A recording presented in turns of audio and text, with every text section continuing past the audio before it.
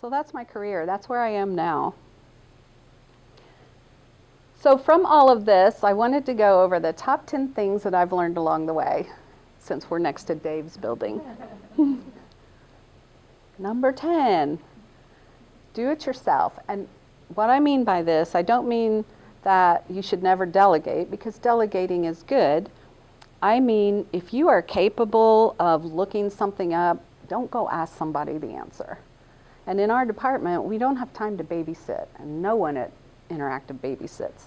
So you've got to be self-sufficient in technology, especially if you're a woman. You have got to find the answers yourself if you can. In our business, we all have development systems. Try it. And that's an answer that she would get. Try it. So show yourself, just prove that you can do it. Prove that you can find the answers, and you'll gain a lot of respect that way. Gossiping. Gossiping will get you in trouble. And I have gotten in trouble gossiping.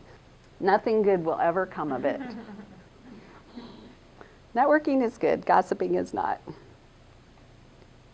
Have a generous heart.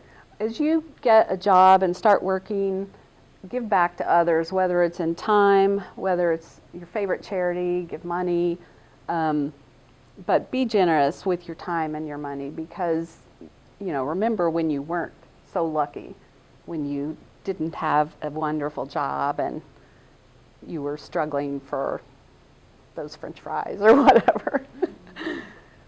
That's really, really important, and it's also very rewarding. Learn more. Never stop learning. Always do whatever you can. Read, in our company, when I first started there especially, I was reading white papers every single night. When I started training at Interactive, there was no way I was going to walk into a classroom and not know more than what was in the book. I had to know everything. I didn't know everything, but I tried. So read everything you can, watch videos, whatever it takes, especially when you first get your job. Learn all that you can about what they do and what's going on there. So keep learning. Don't be afraid to say, I don't know, or ask for help. It's becomes painfully obvious if you try to pretend that you know something that you don't know. And this is true in interviewing too. Just admit it. We tend to always ask questions of candidates that we know they don't know, because we want them to say, I don't know. Especially if you're doing training. We don't want someone in the classroom making stuff up.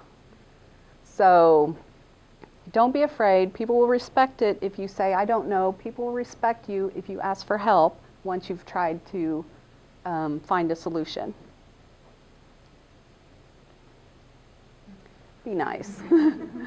This seems really obvious, but sometimes I wonder. There's really no reason to be mean to people. If you have a fight with your spouse or whatever before coming to work, leave it at the door. When you come to work, no one cares, people may care, but they don't want to be treated poorly because you had a bad day. So just be nice to people. Share the credit. Especially if you are higher up in the organization, if you can help bring other people up, that makes you look good. So always share the credit. Anytime you can make someone else look good, it also makes you look good. So don't be afraid to do that. Don't ever hog the credit or take credit for something that you're not responsible for. Let it go. If you get bypassed for a promotion, or you have a project that you want to be on and you're not selected to be on that project, yeah, it's really, really disappointing. It's terrible. But you have to let it go. You can't hold a grudge. You'll be miserable. You've got to just move on. Don't talk about your salary. One of two things will happen if you talk about your salary to your coworkers. You'll either be really upset because they make more money than you do, or they will be really upset because you make more money than they do. So if you want to talk about your salary, talk about it with your boss. And finally, love it or leave it. And what I mean by this is, if you are not enjoying your job, if you're not doing your best every day when you're there, then go somewhere else or look for a different position in the same company if you like the company. But don't stay in a job that you're not effective at because you're not happy, or you're not willing to do your best. Find something you love and do that. So you need to know, though, you need to realize when you're no longer happy. Now, and I will caveat that with saying, when you start a job, you've got to give it some time. Yeah. There's a lot of stress involved in starting a new job. And you may get... You can't really know you like it or not because you don't know enough. No, you've got to give it a year, 18 months at least. You may get into a job and think, oh my gosh, what was I thinking? This is terrible, it's hard. But give it some time.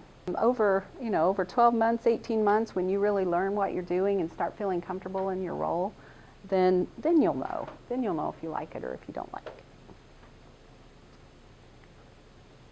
Most important thing I've learned, this is where work-life balance comes in, you have got to keep friends and family in the forefront.